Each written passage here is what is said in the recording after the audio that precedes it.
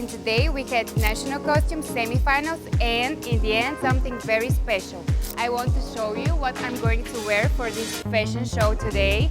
It's this dress. Green actually is my favorite color. I like the flowers. I heard that they're painted by hand, so this is very special and we have to protect it. Be careful with that. I also like that the shape is like more free, so everybody can feel confident no matter the body, figure, no matter anything. And I also love that I'm going to do some little modeling because I'm a fashion model, so it's very exciting for me.